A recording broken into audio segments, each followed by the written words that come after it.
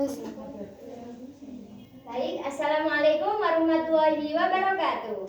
Waalaikumsalam warahmatullahi wabarakatuh. Bagaimana kabarnya kalian hari ini? Alhamdulillah, luar biasa. Allahu Akbar. Yes. Baik, sebelum pertemuan ini kita mulai, marilah kita berdoa bersama-sama. Berdoa mulai. Berdoa selesai. Sebelumnya, Ibu akan mengabsen kehadiran kalian dulu ya. Siapa yang nggak masuk? Rida. Kenapa? Rida, Bu Rida pergi. Livi. Kenapa? Izin. Oh ya, siapa lagi? Nabila, Bu. Ada 4 ya yang izin. Iya. Baik, sebelum itu mari kita speaking dulu ya. Lakukan jika ada kata oke. Paham? Lakukan kuncinya. Lakukan jika ada kata oke. Siap? Siap. Oke, angkat tangan kalian. Pilih. Lakukan kalau ada kata oke. Oh, ya, oke. Enggak ana oke nih. Iya, berarti ora sangkal.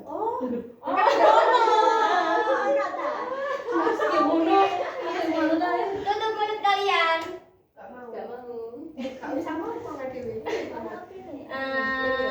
Berdiri. Oke, tutup mata kalian. Baik, sudah fokus ya semua.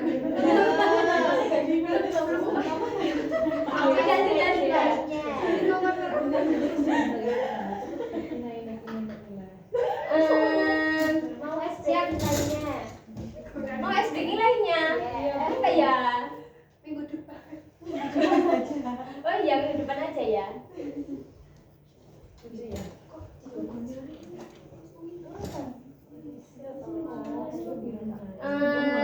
Sebelumnya untuk pertemuan kemarin kita belajar tentang apa? Lupa. Apa?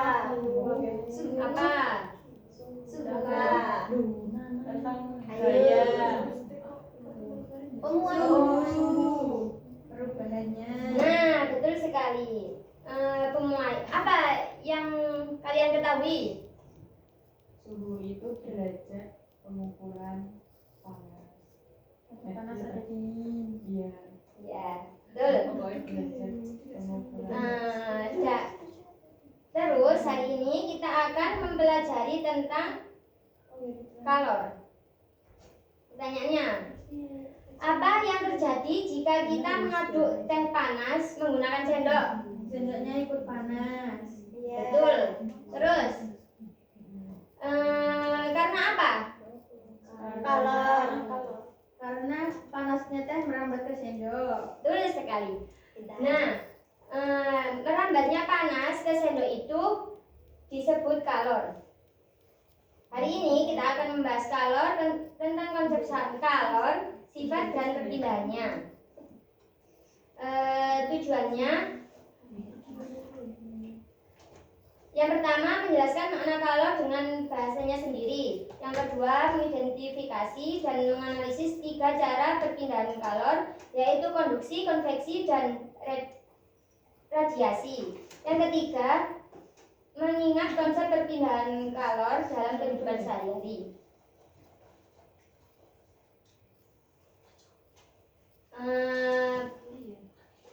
Saya jelaskan kalor sedikit ya. Kalor adalah energi panas yang berpindah akibat perbedaan suhu. Secara ilmiah, kalor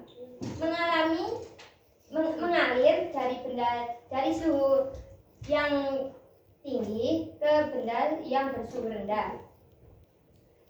Bisa dicontohkan apa itu?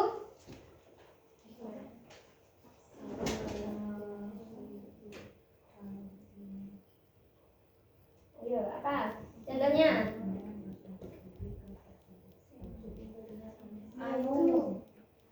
Air mendidih ditaruh ke kulkas. Kan panas yang dicampur dengan air dingin.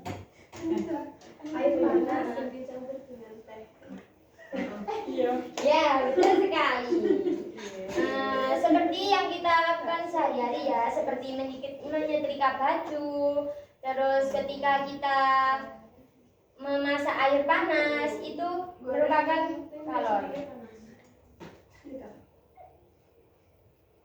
Selanjutnya perpindahan kalor.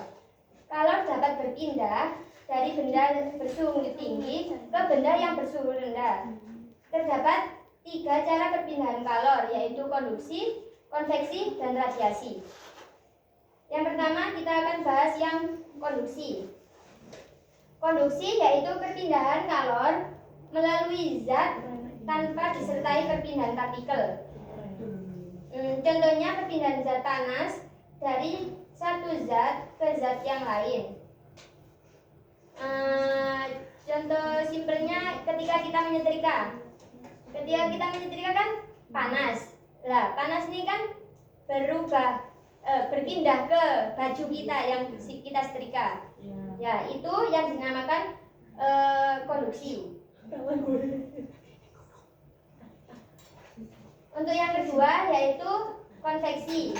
Perpindahan kalor melalui zat dengan disertai perpindahan partikel zat tersebut. Contohnya seperti kita memasak air. Panasnya kan dari bawah kompor. Lalu ke atas ke wadahnya sampai ke airnya sampai mendidih itu.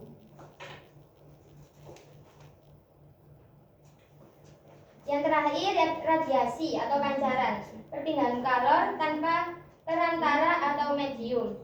Contohnya seperti kita terkena terik matahari, kan kita akan merasa panas, yaitu yang namanya radiasi.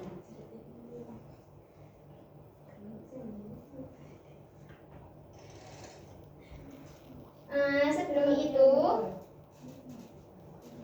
saya akan membagi kelompok untuk mengerjakan LKPD-nya.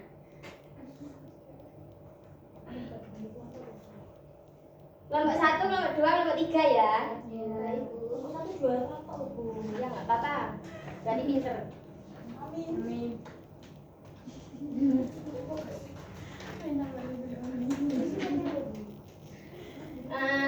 Sudah berkumpul dengan kelompoknya masing-masing? Sudah. Baik, silakan dikerjakan.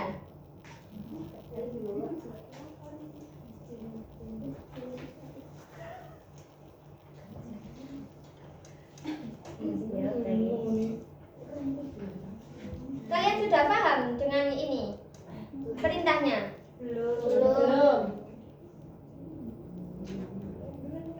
Kalian lihat pada tujuan pembelajarannya. Menjelaskan pengertian kalor sebagai energi panas yang berpindah karena perbedaan suhu. Yang kedua, mengidentifikasi dan membedakan 3 jenis perpindahan kalor, konduksi, konveksi, dan radiasi. Yang ketiga, melakukan percobaan sederhana untuk mengamati proses perpindahan kalor. Yang keempat, menyimpulkan hasil pengamatan dan mengaitkan dengan peristiwa sehari-hari. Yang terakhir, menunjukkan sikap teliti, kerjasama, rasa ingin tahu, dan tanggung jawab selama kegiatan berlangsung. Baik, silahkan dikerjakan ya. Ya Bu.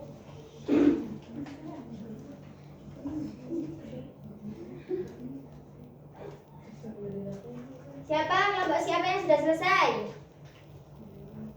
Mbak Intan. Ayo, sini maju ke depan presentasi ya kelompoknya. Ayo presentasi kelompok. Gak mau mainan saja. Ayo perwakilan aja nggak apa-apa. Ini Mbak Intan maju. Aku nanti juga maju. Enggak apa-apa. Iya, siap.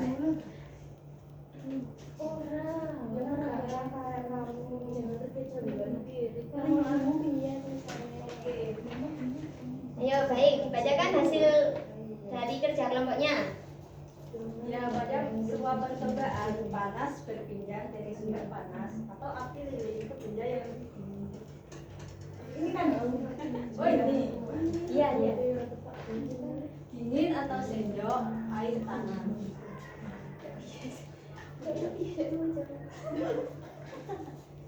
Ayo lanjutkan.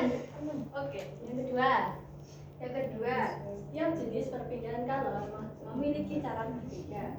Buktinya konveksi itu melalui zat padat tanpa perpindahan partikel. Yang kedua, konveksi melalui aliran zat cair atau gas. Dan yang ketiga, radiasi melalui pancaran energi tanpa media.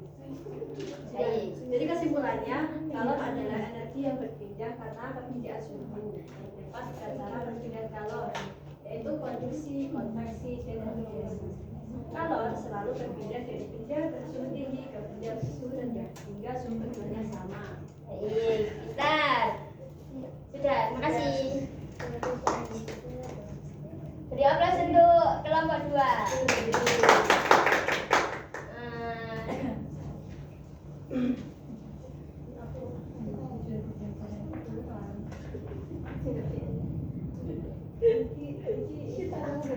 Kita latihan dulu ya. Masih ingat apa enggak yang kita pelajari ini tadi? Yang pertama, apa yang dimaksud dengan kalor? Siapa yang mau menjawab? Angkat tangan. Ya, ayo, Mbak Intan. Betul kok.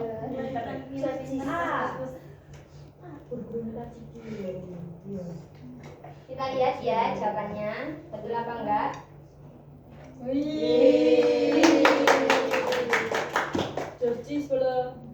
Yang kedua, siapa yang mau menjawab? Angkat tangan. Iza. Bu. Ayo. Ya.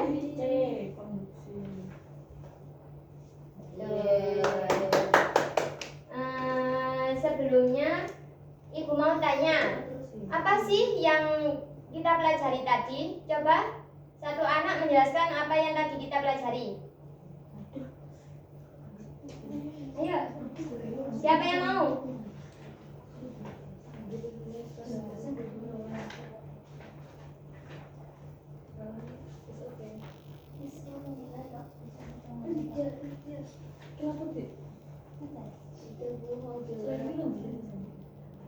Orang 10 menit lagi.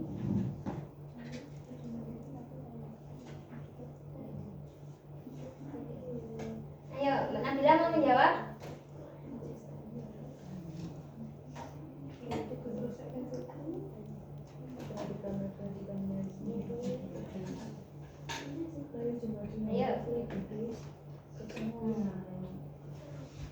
Dari yang kita pelajari ini tadi, apa saja yang sudah kalian dapatkan ilmu baru? Kalor. Ya, Kalor. sebutkan apa saja contohnya.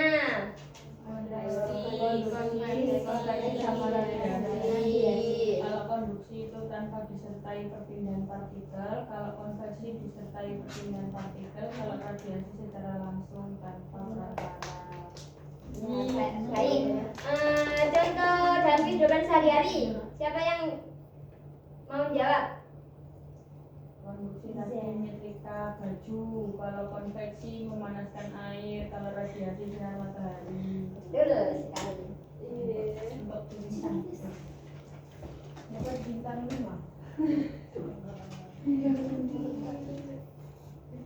Jadi kesimpulan yang dapat kita ambil dari materi hari ini yaitu kalor adalah energi panas yang berpindah akibat perbedaan suhu.